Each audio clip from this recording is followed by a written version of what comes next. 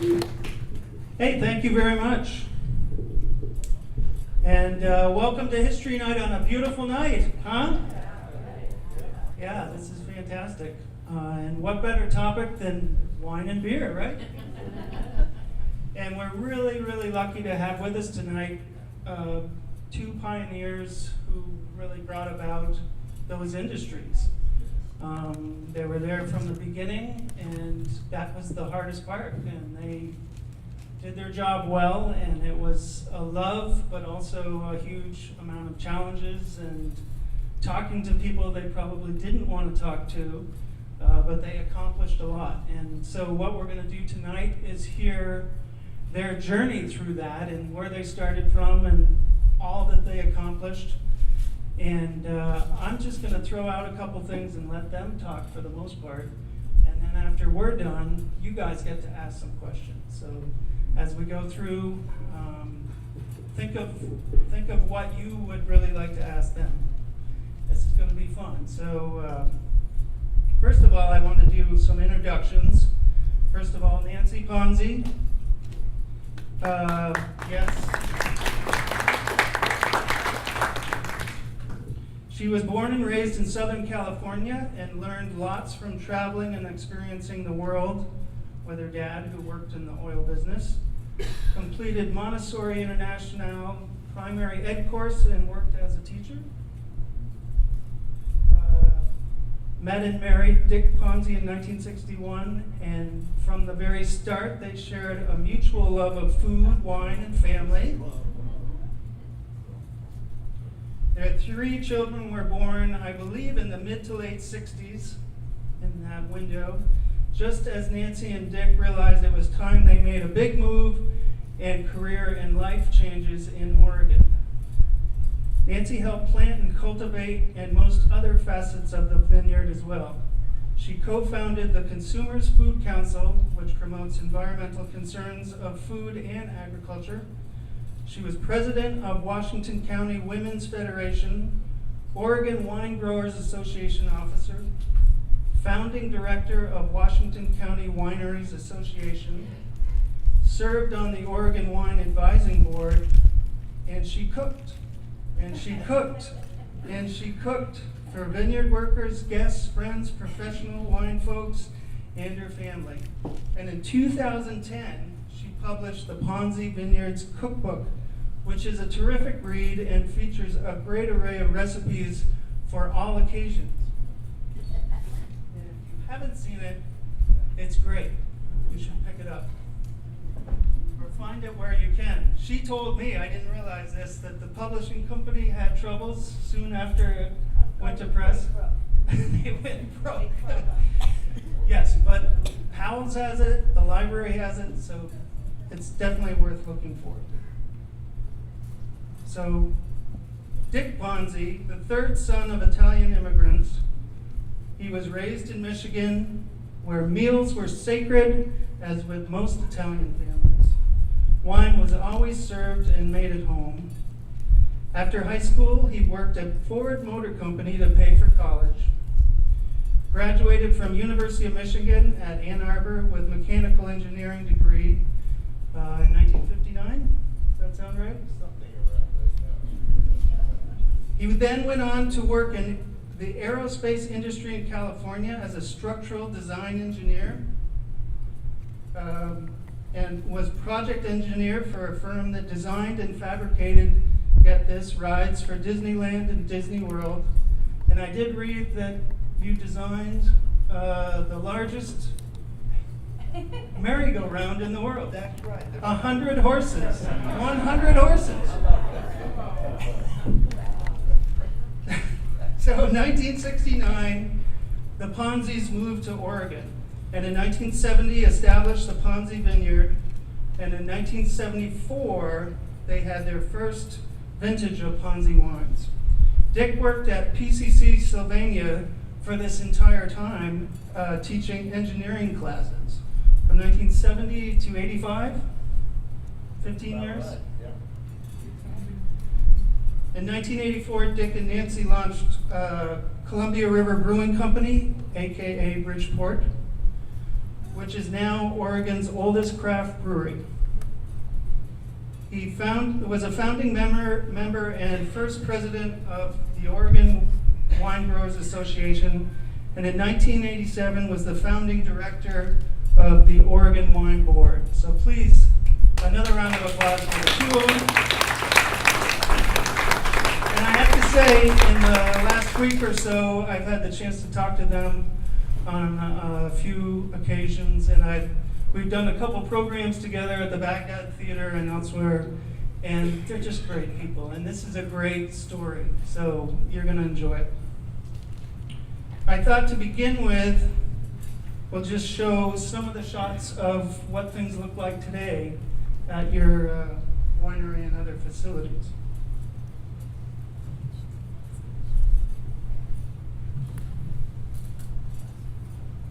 Ponzi wines, Pinot Noir. As was it Dick Erath who said, the holy grail for Pinot Noir was in the Willamette Valley.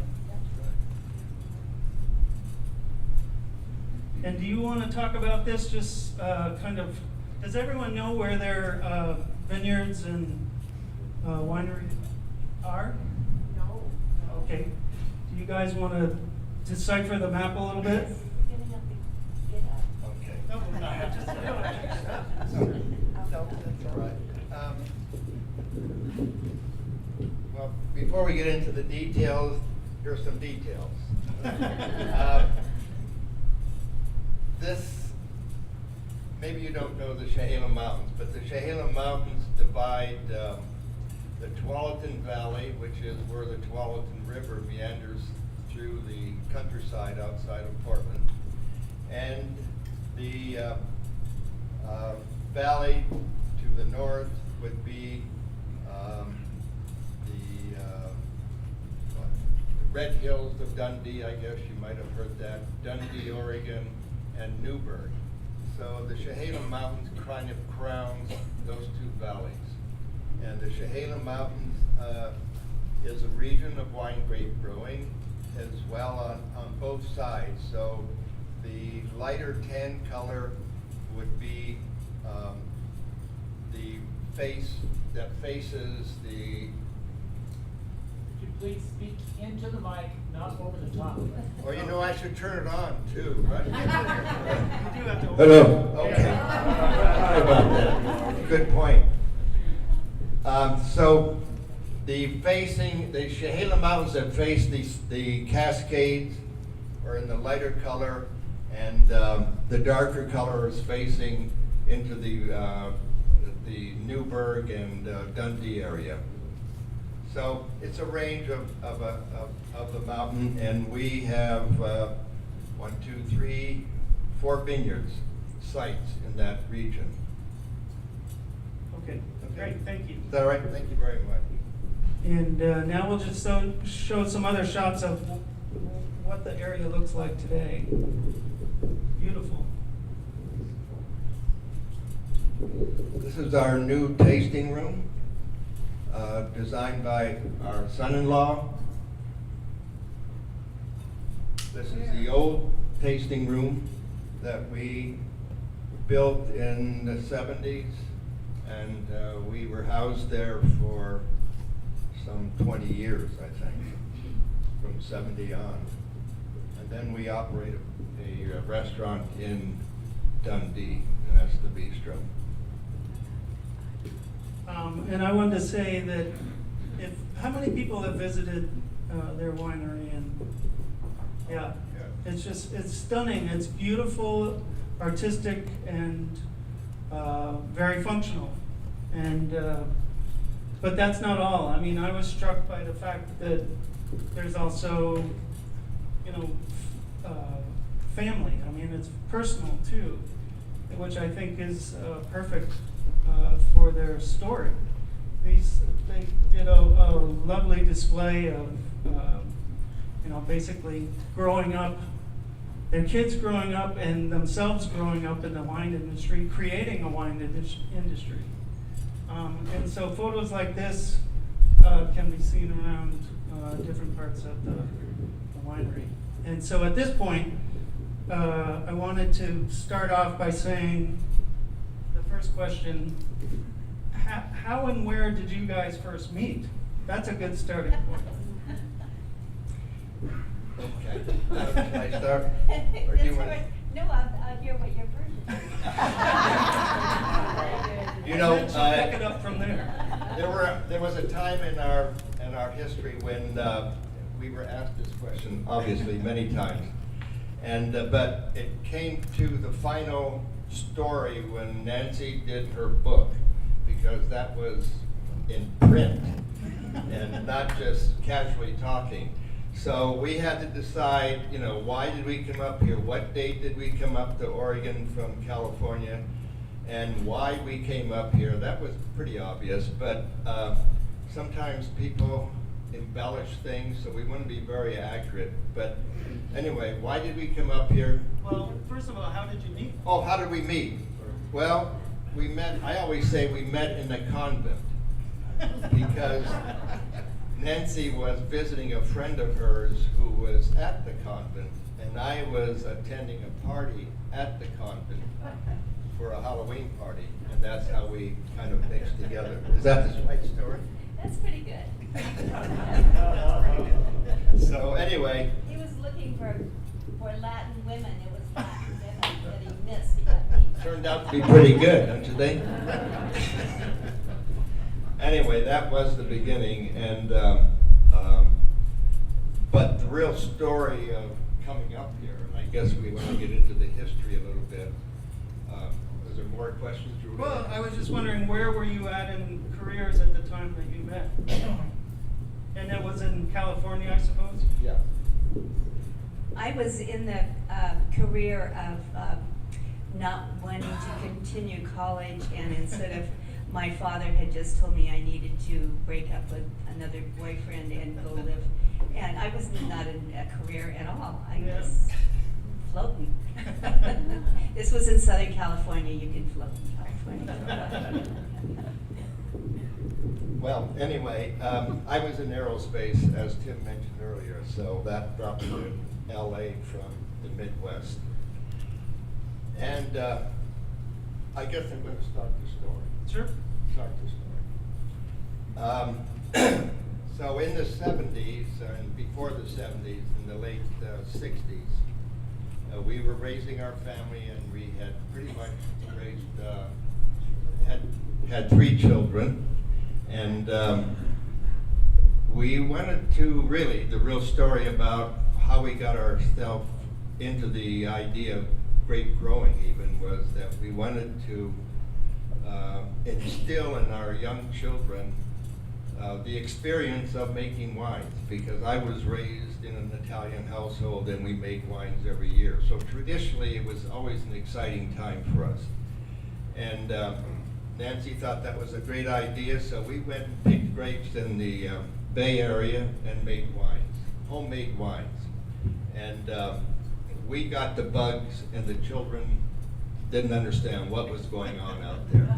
But anyway, it was an exciting time, and we got to know about wines by living in the Bay Area, and drank a lot of wines from California and European wines. We got the bug for Pinot Noir because we kind of migrated to that variety. And Pinot Noir is the holy grail of red wines. It's back in the 70s, Pinot Noir was not a well-known variety because it was, in our mind, was grown in the wrong regions.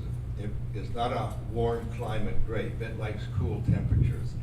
So we did our research and traveled north and traveled to Europe and did a lot of research in terms of Pinot Noir, where it was grown and why it was grown in the areas that it was.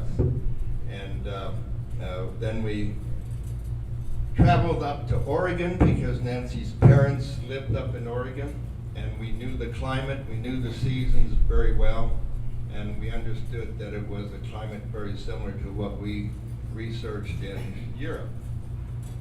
So that's where we got the bug, right?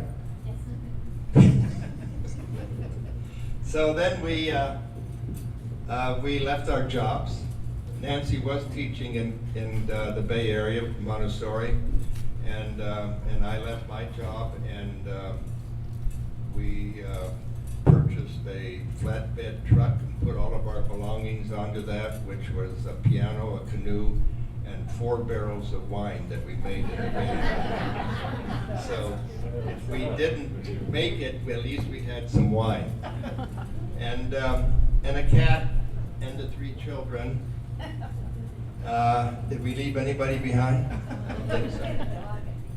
So then we landed in the area of Shoals, where we were familiar with the area and liked it very much. So that's where it started, and you know, it was a very naive undertaking, because we left our jobs, we bought a house up here, sight unseen, but we knew the area, and then we thought that we could find a piece of property and plant some grapes and make wine and live happily ever after, you know? So, did you have any second thoughts then, Nancy? I just would add that I see some of you are a certain age as well, and recall that the 70s were, or the 60s were pretty turbulent, and that there were a lot of us who came up with this idea of the back to the ground, back to the garden, back to the dirt, and we were part of that. And this movement of coming to Oregon to plant grapes. Other people planted other things, but we were into that. So I always have to kind of say that this wasn't such an anomaly at that time. There were waves of younger people then who really wanted to get out of the corporate thing, get out of having anything to do with the government, just go off and live in the woods and find your way. Fortunately, we got closer to Portland, and so we had some civilization to work with. I love the story about the celery wine too. Do you want to mention that? Another story. Well, when I moved to California, I knew that I was going to the area of wine grapes, and that we could buy all the grapes or all the wines we wanted, and they would be very good. Because at my home, when we made the wines, the tradition was making your own wine for the year's supply. But as I recall, towards the season end, much of what we had in our barrels were vinegar. And I told myself, I'm not going to make any wine at home. We're going to California, and there'd be no reason to make wine. So one trip that we did take before we left our jobs in California, and Tim is relating to, again, the story in the book, because he read the book. And we had to come up with the story, the reason, not the story. This is true. This is true. But it makes a good story. It does make a good story. We did a tour to visit my brother who lived in Iceland, who was not a winemaker, obviously, and he was maybe not a gardener either. He was an artist, so he didn't know much about anything but art. But when we ate with him on this trip, and the fish was always very good and fresh, and from the northern parts of the world, he presented to the table one day a white wine that he made. So he wanted to brag about his accomplishments, and it was a perfect marriage to the fish that we had. And it turned out, I asked him, how did you make this wine? And he said, well, we had a bumper crop of celery. And he made this wine out of celery because he had grown in his garden too much celery. So he made several carboys of celery wine. And I asked him, how did you ever do this? And so he pulled out a book that had a recipe for celery wine. And I read through the recipe, and it was everything but celery, maybe. It had raisins, it had citric juice into it, and he had to basically fabricate all the components of a wine. But he did put a lot of celery into it, and celery is not very flavorful when it's fermented out. It's basically the medium to carry all of the sweetness and the acid and everything else. But the balance was there, and the food was delicious, and I looked at his book, and that became my Bible when we came back to California, and went to the vineyards, the Jesuit vineyards in the Bay Area, and we picked the grapes, and we got hooked, and that's the beginning of our adventure in homemade wines. So that's the celery story. But more excitement was ahead, we found out. Number one, we picked Pinot Noir as the grape variety that we wanted to use because it was a cool climate. We enjoyed Pinot Noir from Burgundy, and we wanted to duplicate that. And that's what brought us to, very specifically, to come to Oregon with the help of Nancy's parents who lived here and our experiences of the area. One thing I wanted to mention, or have you guys mention, is a misunderstanding, I think, amongst a number of us, is that you really didn't know there was already a scene going on in the Willamette Valley, right? Well, and that's yes, you're right. It was a kind of a serendipity thing that happened because I ended up teaching at the community college, and then we had heard from Nancy's parents that there was somebody in Forest Grove doing something with wine grapes, and there was somebody over in Dundee, and then I had a book salesman come to me, and he was with the Irie Vineyards, and he was planting grapes. So with that combination of people, it gave us a lot of support in knowing that there were a few other nuts out there trying to do the same thing. So that was important. You want to add to that? In terms of after we landed here? Well, after we got here, the idea was to find some property that we could afford. And Dick, fortunately, was working. I don't know what we would have done otherwise, but he was working. And so I would spend a lot of time while the kids were at school trying to find a place. And I did find this place. And at that time, we were still thinking California, and we were thinking flatland because we thought we needed more radiant sun from the earth. So we found a place with about 20 acres, pretty flat, and decided that was the place to start. So we did plant our vineyard sort of in the wrong place. But fortunately, we got the right grapes there, so it turned out okay. And that was another adventure about how to find grapes. Where do you find? There was nothing here in Oregon, and the truth is that when we went to the experts, like our county agriculture people or even the state agriculture people at Oregon State, their advice to us was, if you want to grow grapes, it'd be a good idea to go to California. They grow them there really well. So we didn't take that advice. Yeah, I read something that I think you guys said that at the time, Oregon State University, the state agricultural school, had no interest, no help to offer for winemakers or grape growers. Well, as a matter of fact, they did try to grow grapes, vinifera grapes, wine grapes. That's very different than, say, Concords or some of the other Brusca grapes. But they had a test plot of wine grapes planted in just outside of Corvallis, and what we found out was that they tore all those vines out the year before we arrived here. So when we talked to them about how to grow vinifera grapes, wine grapes, they were not very encouraging. But what we discovered is where they planted them was in a frost pocket. And so they didn't know very much about wine grapes, is what we surmised. But that was something that we had to overcome in terms of getting support from the university and the extension service, because they really didn't have a lot of experience with wine grapes.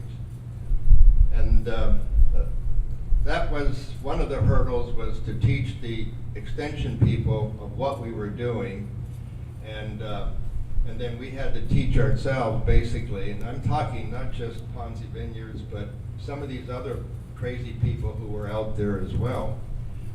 And so we joined together basically and would teach ourselves how to grow wine grapes, particularly Pinot Noir, because anytime you mention Pinot Noir to a winemaker at that period, they would discount it and say, well, it just won't work.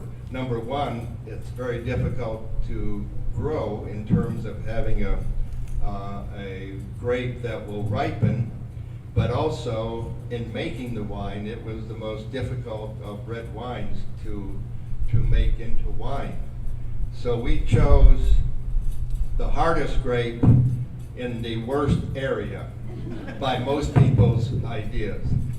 So that had to be overcome, and that took us many years in terms of educating the university, and then ultimately educating the public that we were making this red wine that was very pale in color compared to all other red varieties. And so that brought into the issue of how to make the wine and then how to sell the wine. That's it. Selling the wine.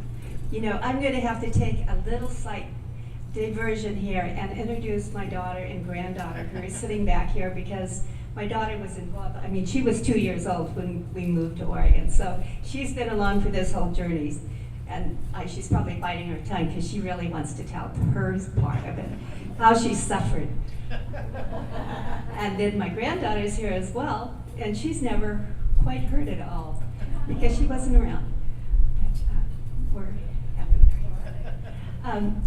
I guess one of my prime stories to tell about marketing wine was we planted the grapes in 1970. 1974, we had our first harvest. The other thing that we did really backward was we planted red wine. If you make white wine, you can make it after harvest and have something the following summer, spring to sell.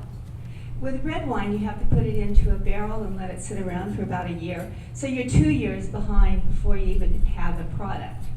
We caught on to that later on. It's called Pinot Brew. We caught on to that one. But finally we had this wine, and so my job was to go out and sell it to people. And some of you may remember in 1976, there weren't very many good restaurants in Portland. There were like 3 restaurants that even served much wine. So I, of course, went to the best one, to L'Auberge, when it was over on Broadway. And I brought the wine in like this was my baby, you know. I'm going to let you hold my baby and maybe even let you take it for a ride. So that was my attitude. And this fellow, Bo McLaughlin, who was a great friend and the first person to buy Oregon Pinot Noir, he was so nice, and he invited me into his office. He said, "Let me tell you how to sell wine."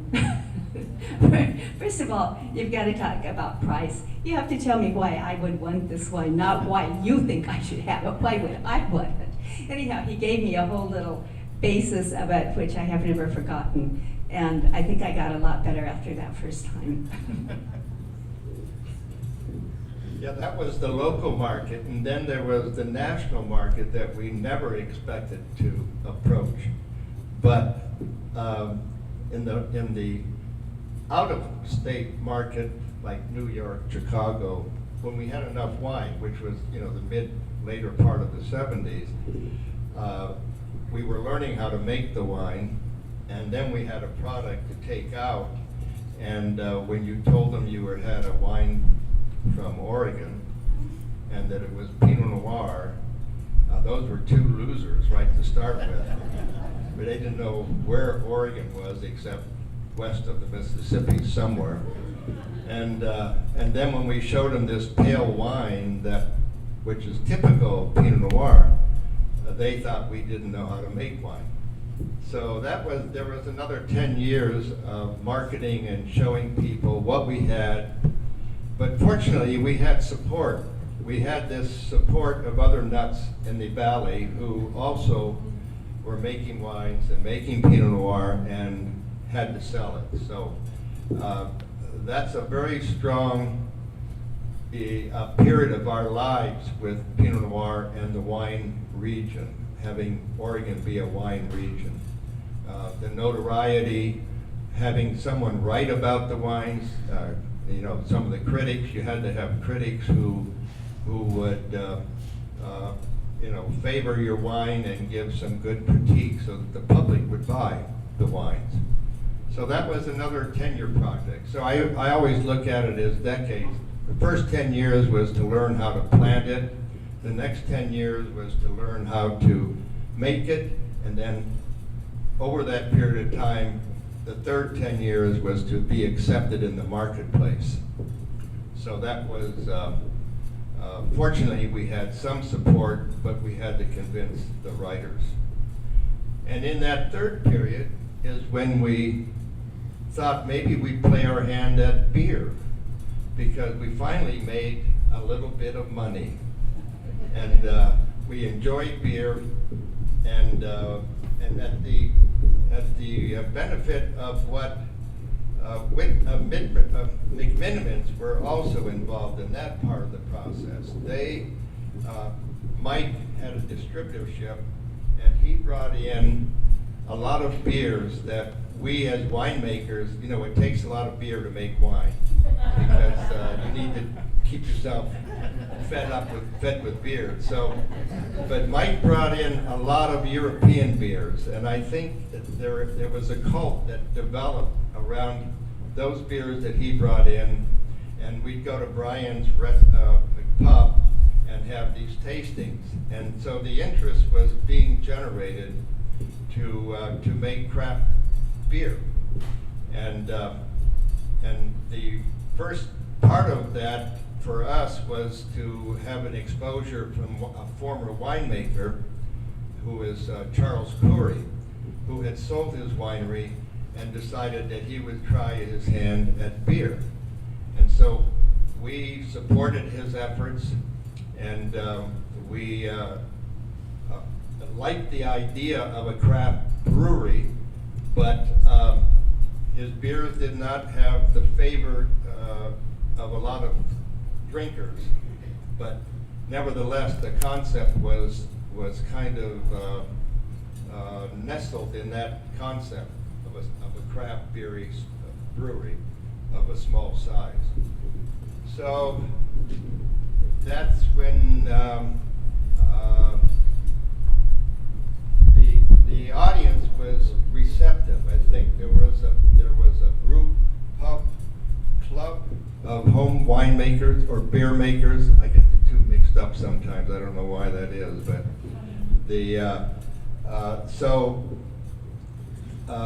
we supported when we got the idea or the thought again after Charles Curry went under with his brewery. We thought that we could get the support of the Brew Club, which was homemade brewers, and kind of throw the idea at them and get a kind of reception as to what they thought we could do. And we got their support, and then we wanted to find a location. It would have to be a location within Portland, because breweries usually are in metropolitan areas. And we came upon this very historic building, which seemed like it should be a brewery. It was an old brick building right in the Pearl District, and but kind of well, there it is there. But this was That's how we found it. Yeah.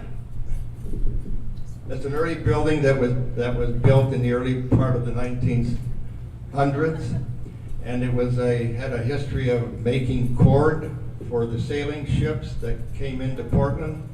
So it was a cordage building, but it was pretty much vacant when we approached the owner. And when we told him we were going to do a brewery and he would lease a space for us, he kind of laughed at us, but nevertheless said, sure, you know, I'll give it to you for $600 a month and you can have 6,000 square feet and do what you want with it. And so we cleaned it up on the inside. I designed the equipment to do a brewery, and at that time,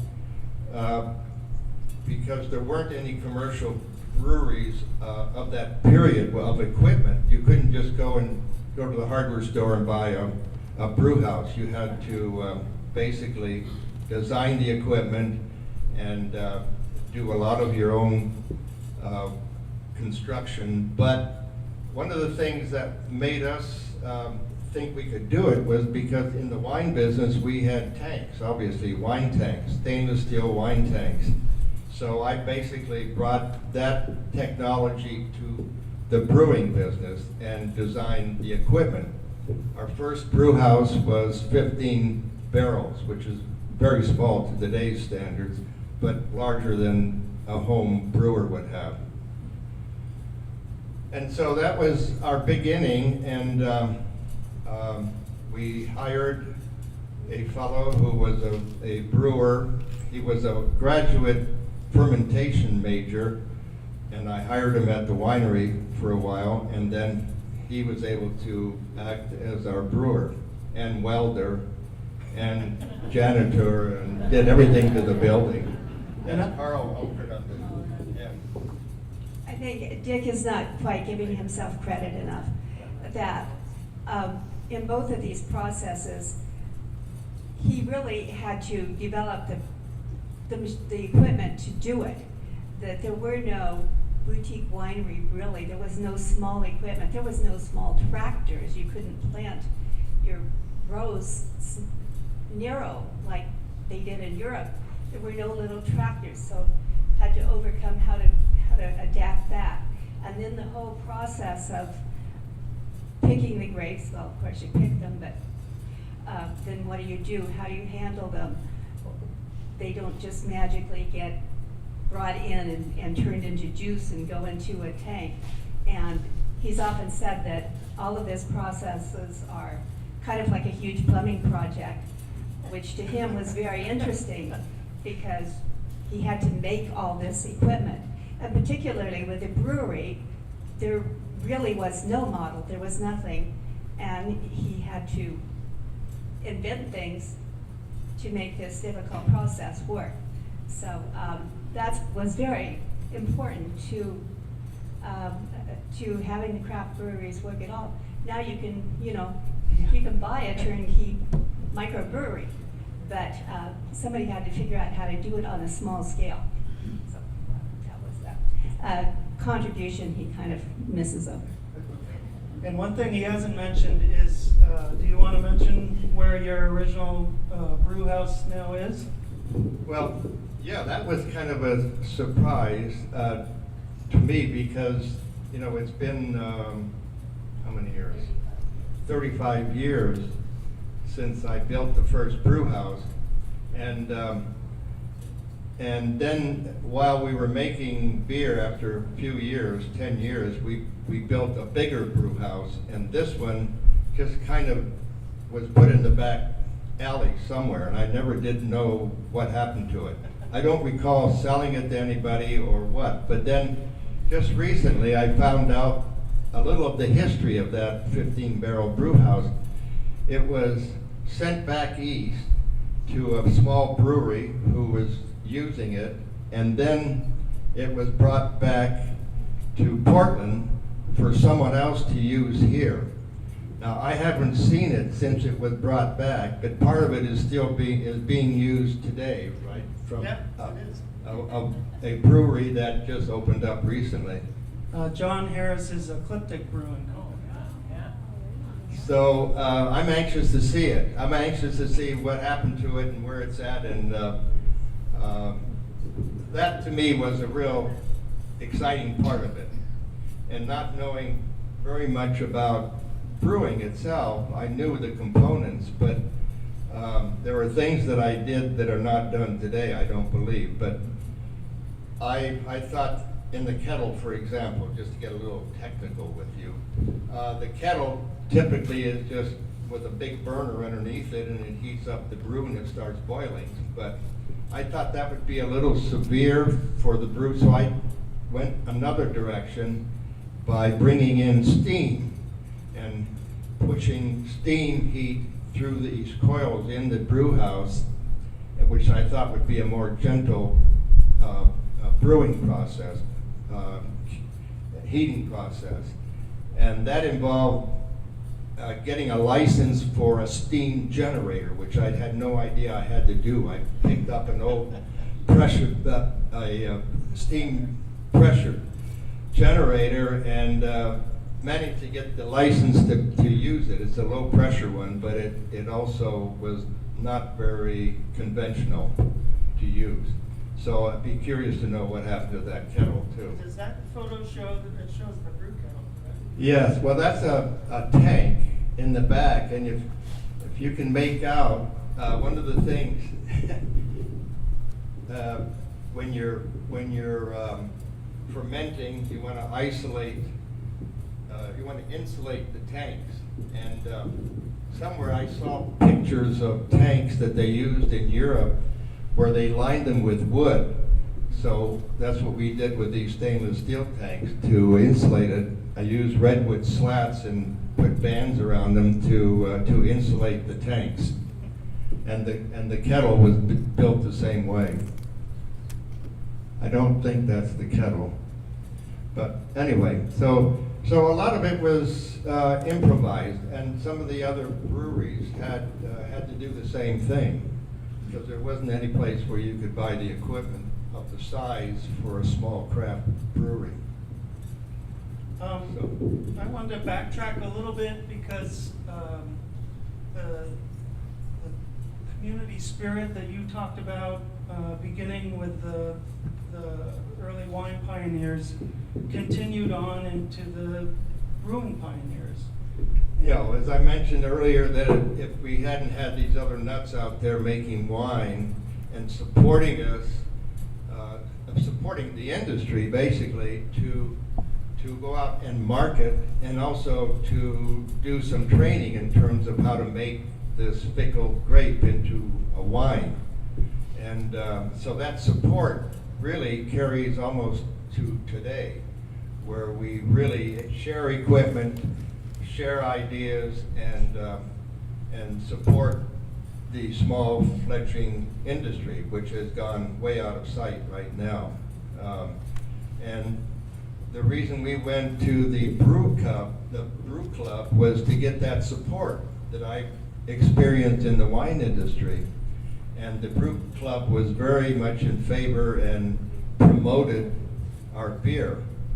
And the beer, you know, was very much like the Pinot Noir wines. They were not, the beers were very different than what was normally sold. You know, the lagers, the very pale flavored beers. So the ales that we were making were high flavored, wonderful components that we thought people would love, but not many people were familiar with it. And one thing that we did learn was that women loved the beer, because we thought they had better palates than men, and they were more sophisticated. So we thought if we would go after the women drinkers, there weren't too many of them, but if we could cultivate those, we could be successful and make millions of dollars. Well, we did do that, and so we were merging these two products a lot, and in our labels, we tried to make them, they were very much like wine labels and very beautiful, and I'm very proud of the labels that we had. That poster, that was one of my favorite things. That's when it was first called, we first called it Columbia River Brewery because it seemed obvious. And And I had a lot of fun researching all of that and went through dozens of names about Lewis and Clark and their dog's name and the rivers they crossed and all this stuff. Finally came up with Columbia River. But then we changed it to Bridgeport. I think there was a little legal thing there too. But because of all the bridges in Portland, that seemed like an obvious one. But this was a picture that I found at the Historical Society in Portland, and as historical people, that is a treasure to go in that place, and you can find the most wonderful photographs on almost any subject you want of Oregon history. And I thought this was so beautiful with the sailing ship because of the cordage. And that poster, that's the only one we have. I mean, I don't know if it's that very one, but we do have one that's framed, and it's down at our restaurant in Dundee, and nobody knows why it's there, except us. But we did try to, it's true, the whole, as a marketing thing, I really felt that at that time, we're talking, 83, wine was catching on, and everybody wanted Chardonnay, and they wanted to buy a cheap Chardonnay so they could serve it by the glass. It's very difficult to make really good Chardonnay by the glass. And we thought maybe beer would substitute for that because it's a lovely drink, it goes with food, and you make it pretty. And women would buy it too because it comes in a pretty bottle and it has a pretty label on it and so forth. And I think that kind of worked. We went on with that. Most of our labels had something to do with some sort of, because we were all involved in environmental protection back then. And so they had something to do with the environment as far as, we worked with the Audubon Society, for example, and we had a coho beer, we had a pintail, as my daughter just remembered because she developed that. And that was my favorite label, a pintail duck. It was so cute, it had nothing to do with beer, but it was a beautiful label. We're very much merging these two different products. And for us, it worked. I know now beer, I'm at McMenamins, I can't talk about crazy labels, but it's kind of got way out there with all the labels. But it's a fun thing. Well, before you give up the microphone, I wondered if you would talk a little bit more about your championing sustainability with your company, and also Salud. Those are remarkable things, I think. Okay. Well, again, we'll have to go back to the 60s and Rachel Carson and getting us, finally bringing to people's attention what was happening. And at that time, of course, it was DDT that was killing all the birds, and something had to be done about it. It wasn't carbon so much at that time. But I got this Consumers Food Council was a group that we had women, mostly professional women who had some sort of science background. Not me, I didn't have any science background, but I could write things for them. But we were trying very hard to get some sort of organic labeling certification. Everybody was talking organic, but there was nothing that really meant organic. So we actually worked with the legislature a lot and did pass the very first organic labeling definition, legal definition here in Oregon.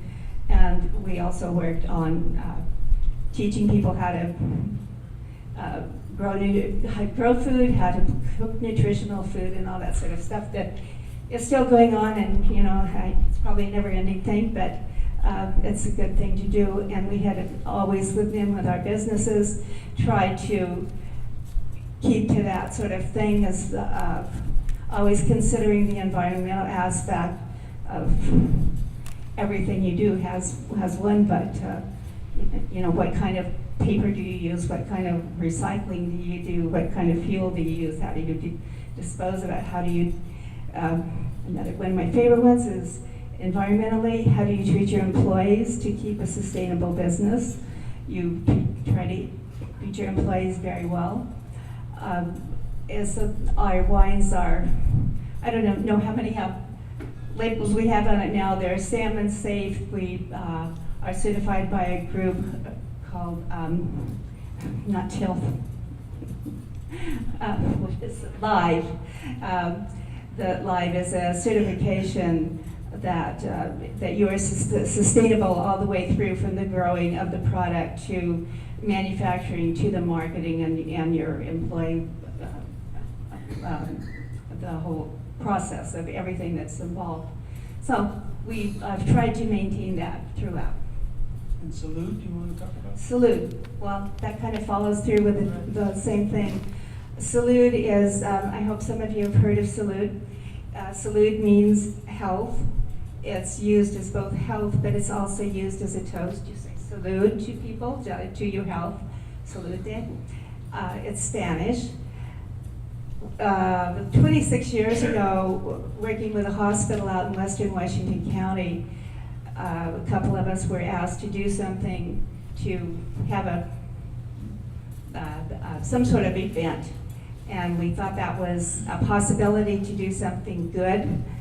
And it involved into having a major auction to sell wines, exclusive wines, and all the money that we make, there's almost everything, the whole program is done very lean, is to provide healthcare services for all of our employees and their families.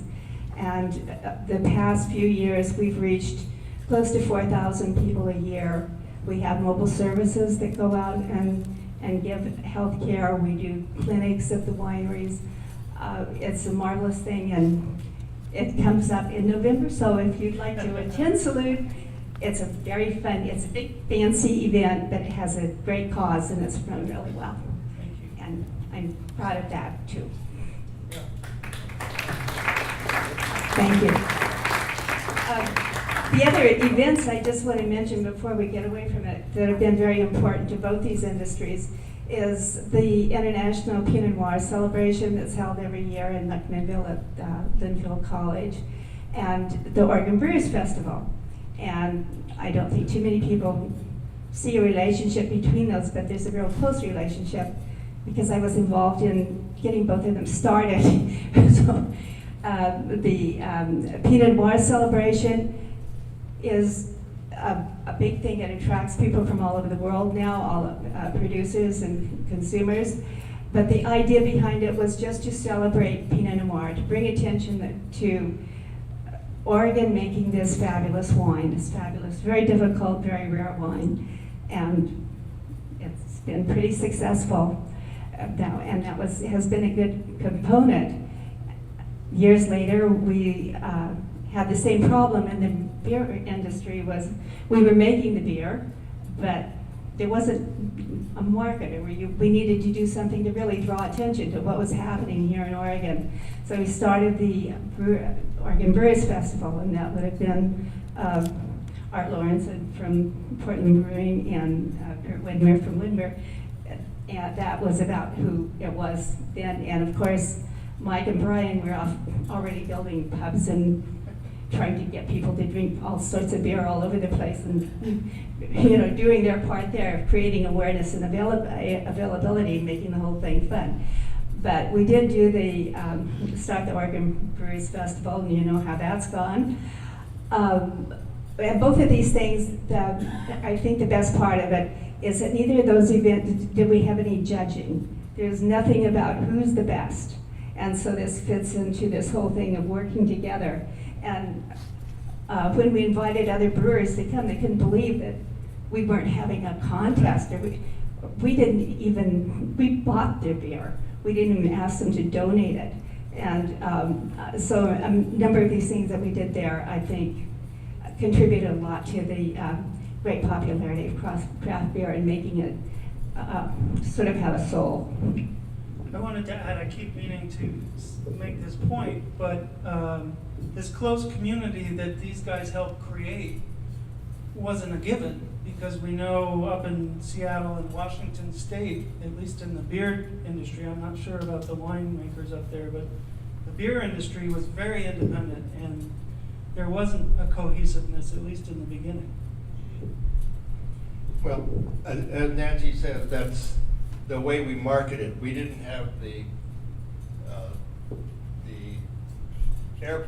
airplanes to move people in and see our wines, but we invited people to come and made them feel very comfortable so that they didn't think it was a competition, because we were not competing against each other, we were competing against the world out there, which was much bigger than what we were doing in Oregon. The other, I think, significant thing was the legislature in both of these fields. The wine industry realized that because they were a small industry back in the 70s and 80s, that we needed to get some research happening to help the growers and help us with making wines and growing grapes. Most of the people, these nuts that were out there with us, were not farmers. None of them were farmers, actually, but if they were, they would have to change their tactics, because wine grapes are quite different than wheat fields or strawberry fields. So we had to learn spacing and the implements that we needed. So we supported ourselves by taxing the production of wine, and we used those dollars to fund the university, and they liked us at that point, and they did some research for us and directed by us. So we got some support once we start getting some funding going. And the other thing in the beer business, some of you might know that in the old days, at Prohibition periods, beer was treated quite differently than wine. For example, you could, by law, federal law, you could make 200 gallons of wine and feed your family with it. But with beer, somehow they forgot about beer, and beer was illegal to brew at home, even though people did. But after, I think it was during Truman's administration, that law was changed, so you could brew for your home use. But in both of these areas of wine and beer, there was a lot of taxation. In the wine business, we were able to go to the legislature and say, we're a small industry, we want to grow, but the taxes for wines were very high. So can you make some exceptions for our industry, our home industry? So they excluded the taxation on small wineries, and that gave us more funding that we could grow in our own way. And so that was some legislation that was very beneficial to the wine industry. And there were other privileges also. The privilege of having a tasting room was legislated for us, that you could have a tasting room and retail your wines away to customers who come to your tasting rooms. So that was very important, because small wineries didn't have the facility and the funding to go out and market, or jump on an airplane and go to New York and sell their wines. They basically were straddled with low income. In the beer business, there was a similar problem, and it was something that we recognized, that beer was always treated a little differently than wine. In beer, you can make wine, you can make beer at home finally, but then a brewery couldn't sell their wines out of their brewery. And so you had to give it to a distributor, and the distributor would then sell it to a retailer, and that's the way you had to market your beer. Well, so since the wine had gotten the privileges of a tasting room, we thought, again, as a small group, that we should go to the legislature and get some support for this new industry that we saw growing. And so we set the example that wine does this, so why can't beer do it? So the battle with the legislature was a little more difficult and really weird because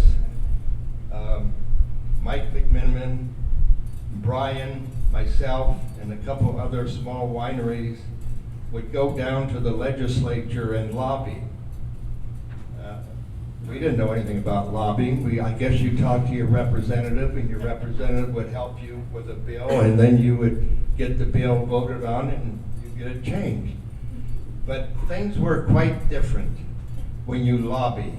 You think you're talking to the right person, and you think you're talking to someone who's going to write the bill for you, but it was a time of the industry when things were not quite spoken of in the open. For example, there was a period, and maybe some of you remember, that Coors could not come into Oregon. People had to smuggle their bottles of Coors, right? And if you smuggled them in, you'd be a hero with all of your friends.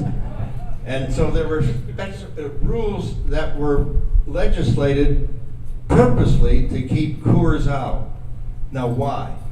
Well, one of it was that Coors was not a very friendly company. They were non-union, they were non-environmentally concerned, and about that time we were advocating the bottle bill. Maybe some of you remember the bottle bill. Well, Coors funded campaigns in Oregon to prevent the bottle bill from happening. And so when the few of us went down to get some support from the legislature as brew pub bill, that's all we wanted. We wanted to be able to sell the beer out of our pub, because we had to, before that, go to a distributor, and the distributor would take care of that for you, even though they were supplied by Anheuser-Busch and Stroh's and some of the big people. And our beers were always more expensive than those beers. So it was a big disadvantage until we got support from some legislators to sponsor this bill. And Brian remembers this because Brian would make the trip to Salem and go down and talk to these legislators, and we all assumed that they were listening to us and they were there to help us. And we get a bill written, and one bill went through the House without any dissension. 100% voted for the bill. The one bill got to the Senate, and it looked very popular.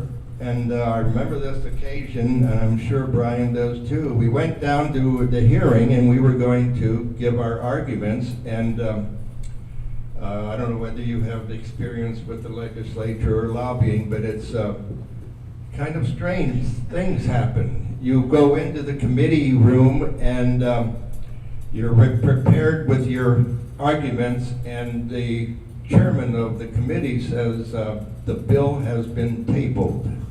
Tabled? What does that mean? Is it on the table, under the table, where is it? Well, so we go out and we talk to all these people out in the lobby. He says, what happened? Well, he says, your bill is gone. It's not there anymore. It's under the table, basically.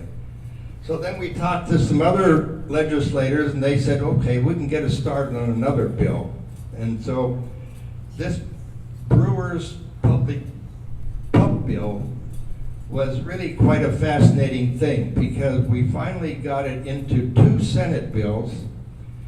Just in case one would fail, we'd have one on it to work through the process. So it got very complicated, and one bill never got anywhere. It just disappeared. Nobody seems to know where it went.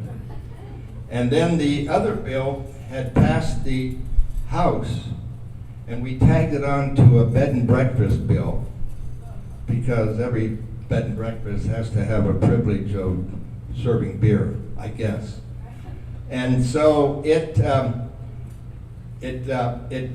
passed the Senate. Well, it didn't pass. It passed the House, and then there had to be a what do you call the committees of both houses had to get together, and for some reason they adopted it. For some reason beyond our comprehension. But anyway, the Brew Pub bill passed, which meant that Brian and Mike McMenamins jumped right on it and started a pub within weeks, I think. Didn't take them long.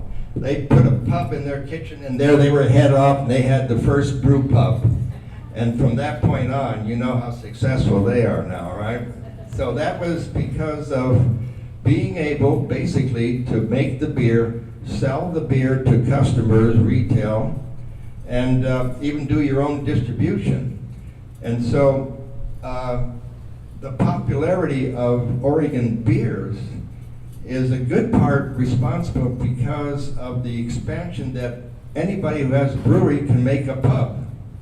So I don't know, there's 500 brew pubs in the state. So that's become quite a significant change, and just by changing the law in such a way that you can make your beer and sell it at the same location. A pub basically is a tasting room. So that was a major transformation, and a lot of people, again, came together. Some of the small breweries came together to change the law. That worked out pretty good. Wasn't there an ironic ending in the fact that it was piggybacked on the Coors bill? Well, this idea, Coors finally challenged the state on several levels. They sued the state because they felt they were not treated very well. But the key item with Coors was that they didn't pasteurize their beer. There was that was the little bit of the legalities where you had to pasteurize your beer or you couldn't sell it in Oregon. But the real reason was because they didn't want Coors in here. But finally they sued, and I know the legislators thought that the brew pub bill was something that Coors had designed so that they could get their beers in here. That's fun. Yeah. Well, what I'd like to do is have you finish up by talking about how food and cooking is so important to all of what's happened. And then we'll open it up to questions. How about that? Okay. Well, I was going to say something about how important the wine and beer industry has become economically to the state of Oregon. And we're both the darlings of the tourism industry, and it's quite amazing to us that there are now billions of dollars coming into the state from these two industries. So it's been good for everybody. My cookbook, the premise of it is, what does food have to do with making wine? And I feel that it has everything to do with it, because every step of the way there's food involved. And I'm thinking about it right now. We're in harvest right now. That means there's a crew there, and they're working long hours, and they need to eat. So somebody has to provide the food. And every time there's a marketing thing, there's food. Whenever you talk about wine, they talk about what you have to eat with it. When you do a street fair, you have to make food. At every festival, there's something. So that's sort of been my world all these years, is figuring out how to get all that food going and what kind of food goes with it. So that's sort of what the book is about, just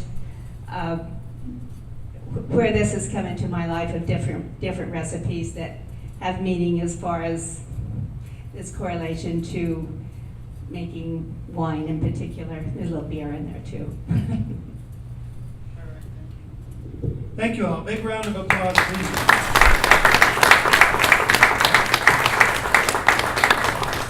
Before I open it up, I did want to mention one other important contributions you guys did for the brew pub bill and the industry in general. They had a station wagon big enough to transport many of the pioneer brewers, Brian included, down to Salem. So thank you for that.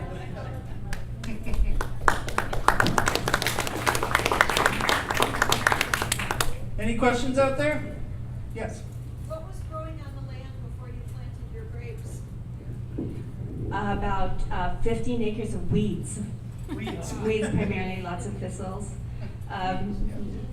The property had been used, it was probably strawberries at one point, but that was long gone. And there were a few weird trees around that I think somebody tried to have a nursery or something. But no, it was weeds and a pathetic sort of a house that we lived in.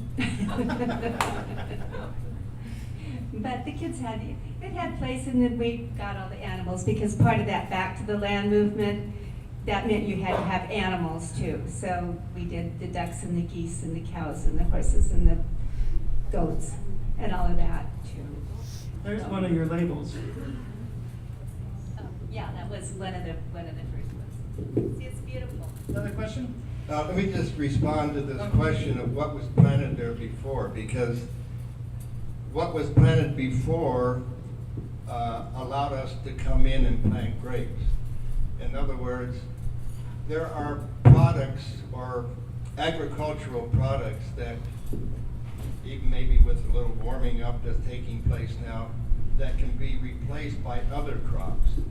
And what comes to mind is there were prune trees, for example, in a lot of these sites, these vineyard sites, and even walnuts, where the walnuts market was not as successful as the California walnut market.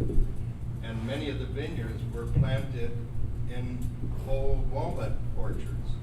So the fact that there was land to be replanted in another crop is very important to think about, because in the future, if you don't have the land, nothing is going to be planted there. But if you have the land available, there's a crop that will replenish whatever was there. Cherries are a good example. Cherries were grown on some of these vineyard sites, and they would have problems. They would frost out every year, so those crops didn't lend themselves well, so they were replaced by, in many cases, vineyards.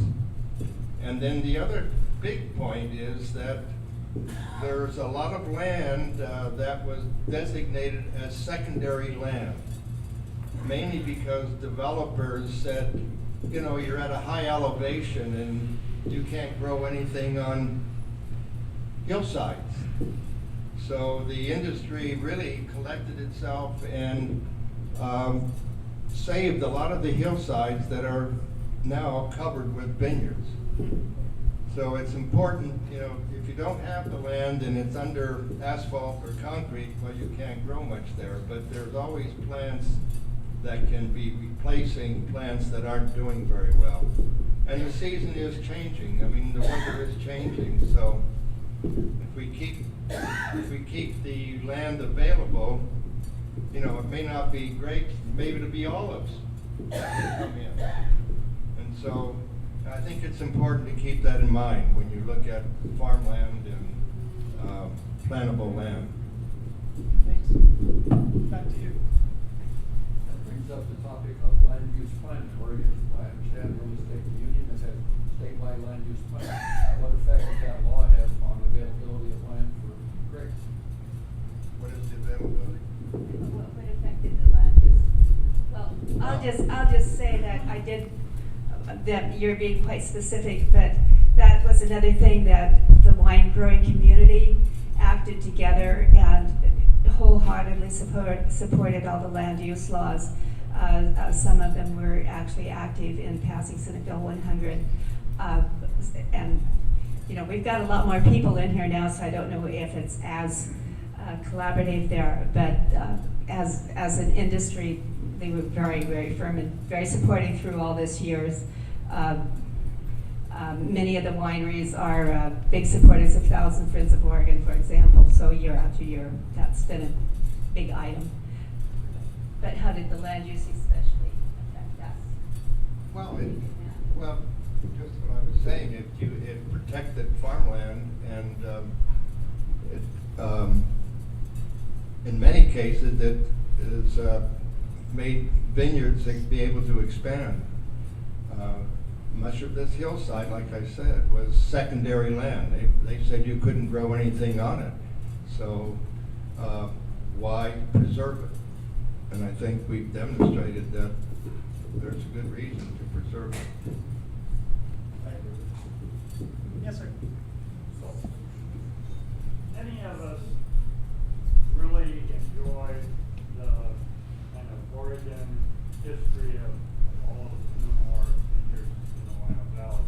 Recently, a number of successful ones have been bought up by large California corporations.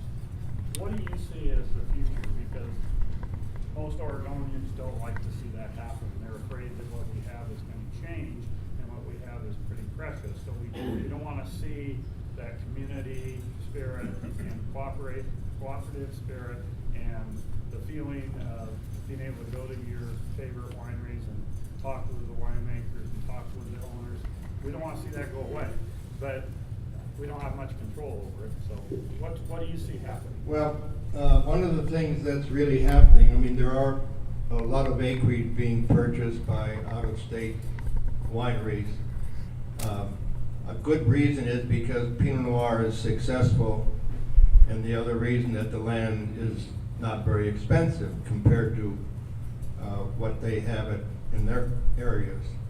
The important thing is that that is what is also happening. Other than buying land, a lot of purchases are made by out-of-state people taking Oregon fruit to their states and making Oregon Pinot Noir. And it doesn't have particularly the controls that we have in Oregon. It's illegal. I mean, you have to, once you take the fruit away from Oregon, it's no longer considered an Oregon fruit. But it's really complimentary that they would like to call themselves Oregon wines, but you lose the control. Because in the beginning with Pinot Noir, historically, 50 years ago, they made Pinot Noir and it didn't look like Cabernet, so they would blend something else into it to give it a little oomph and a little more color. And in Oregon, you can't do that. You grow Pinot Noir and you make the wine as Pinot Noir. But when it leaves the state, you don't have control. The federal government should control it because it's being misrepresented. There was a time in the wine industry, the California wine industry, where the East Coast was anxious to make wines from Napa Valley wines, or grapes. And they would haul grapes across the country, make the wine, and call it Napa Valley wine. Well, California objected to that, and they enforced the fact that you cannot do that. You could say it's American wine, but you can't say that it's from Napa Valley. So we're having that discussion now in the industry as to how to protect the name and the integrity of Pinot Noir.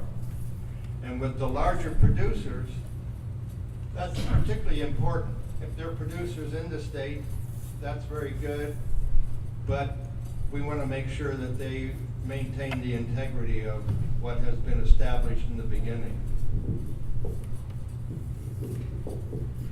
I just want to tell you that Ponzi, as a family winery, is absolutely dedicated to remaining a family-owned and operated winery as long as we can. I've got my granddaughter back there. Dad, how do you do? Let us know. No, we really don't count. The kids will do whatever they want to do, but that's where we're headed right now. There are a few, there's so many people now. You've got all kinds of things. And some people are grooming their wineries to sell. It's very good to sell right now. It's also, to us, very important to keep that the personality involved, and it has so much to do with the wine. A real person making the wine that, it comes from a place and it comes from people. It's not just a commodity that you chunk out and put a label on it. So thank you for your comments. We completely agree, and we are very nervous about what's happening. So far, the big people that have come in have been very gentle and very genial. They want to move in and be part of the community. But when you have piles of money behind you, you have lots of opportunities. So there's a lot of us who want to preserve that individualness to our wines and our wineries.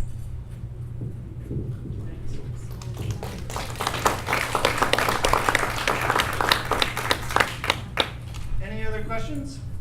Yes. Yeah, do you have any employees that have been with you since the olden days, kind of? And who is the blonde guy in the picture of you holding the poster? Oh, Carl? Yeah. Oh, No, actually, Carl left us before we even sold the winery, and then the new owner hired him back. So that was a little, no, not long-term there. Let's see, long-term, we have, some of our cellar people are absolutely phenomenal cellar people, have been with us up to 20 years. Our vineyard manager has been with us over 20 years. We try to let them know how much we value them. And then, of course, our children are still out there trying to make and sell wine. There's your children up there.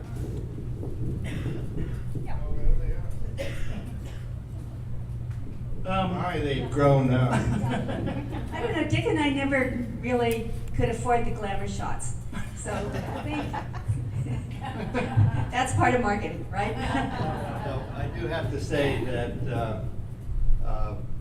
the changes that have taken place because of the energy of our young children has been amazing. We could never have accomplished half of what they have done. And I've been reminded that the daughter who is making the wine has made wine longer than I have. And rubbed my nose. And they love what they're doing too. So that really makes a difference, I think. Yeah. What you were saying just a minute ago reminded me of a quotation, a statement that you made, Dick. So I'm going to read that right now if I can. Being close to the earth makes you pretty humble. As an engineer, I think I understand the peripheral world, the chemistry of wines, but there's an element of aesthetics in it, an appreciation of what you create, a spiritual thing that is in a combination of art and science. Yeah. Wow. Don't try to say it again. All right, folks, any other questions? Well, I have one little thing, which is completely peripheral, but I was talking about Oregon Brewers Festival, and I believe it was the second year, we were so enthused about this that we made these beautiful posters, something like, not that one that we saw in the picture, but we made posters to advertise the Brewers Festival. And one year we got carried away and we printed like 5,000 or something. So the kids, our grandchildren have been using them for drawing paper for 20 years, but I brought a few tonight if anyone would like any. You're welcome. This is one of the prettiest ones, or funnest things. This is a bit. 1994. Some of you might have been around that one. I actually remember that one. Very nice. The paper is great drawing paper. So if anyone would care to have one of those, Thank you're you. welcome. And I guess with that, we'll thank everybody for coming. Yes, and thank you. Appreciate your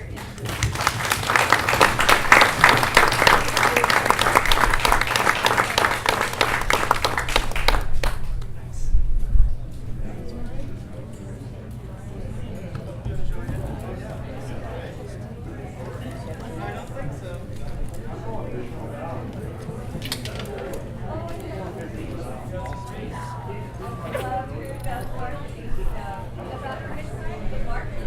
Oh, you do?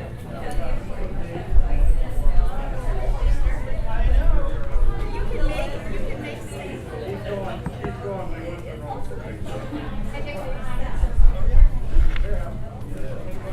And